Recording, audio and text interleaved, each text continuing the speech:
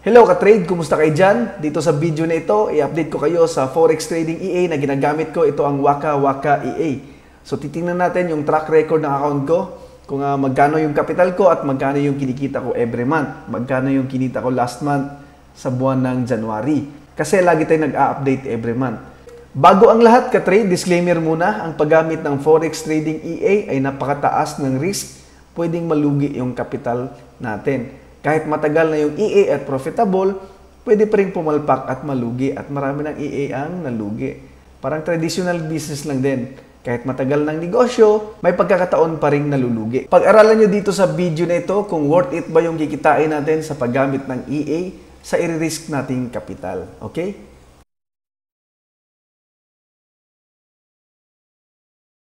So ito ang Waka Waka EA ka-trade. Ito ay Forex trading bot o robot na automatic nagtitrade sa Forex.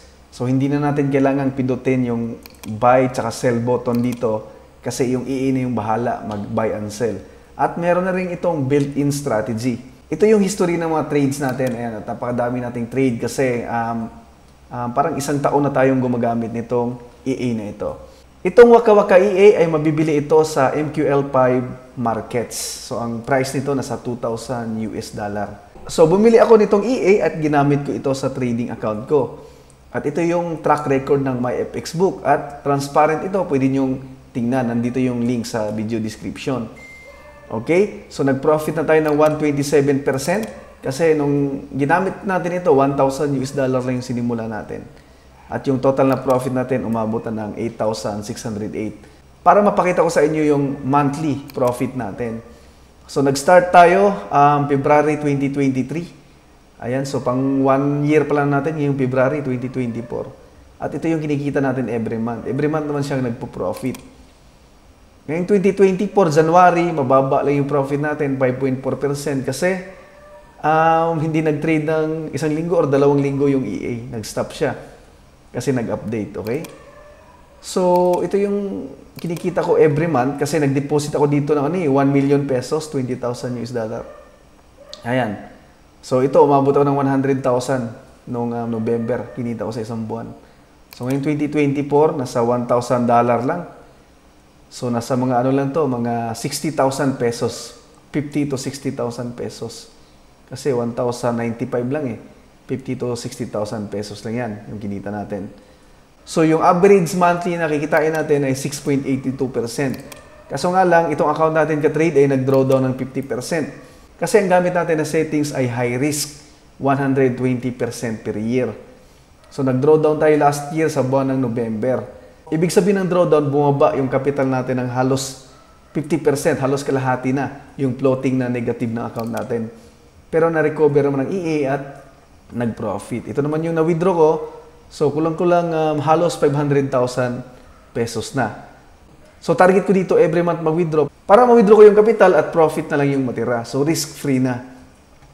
Ito ang record ng may-ari ng EA ka-trade. Grabe, umabot na ng 8,000% yung profit. Ang average monthly niya ay 6.58% at ang drawdown niya ay 26.7%. Ayan. So, tingnan natin. Kasi napakatagal na nito. 2018 pa nagsimula. At makita ninyo, every month may profit. So, noong 2018, 2019, hintayin natin, naglo-loading lang.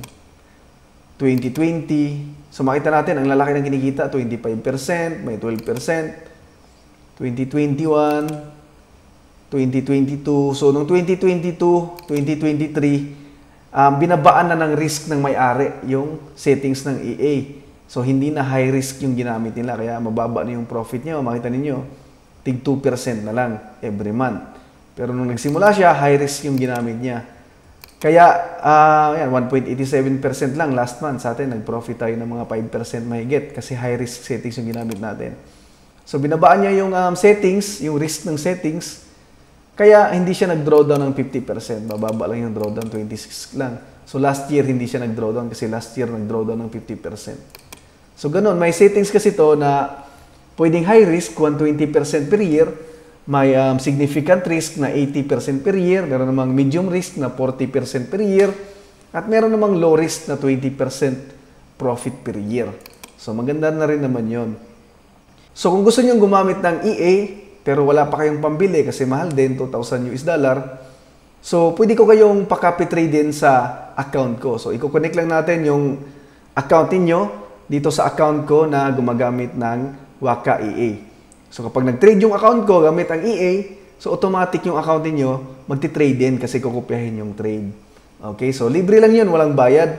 Mag-message lang kayo sa 214K EA Facebook page.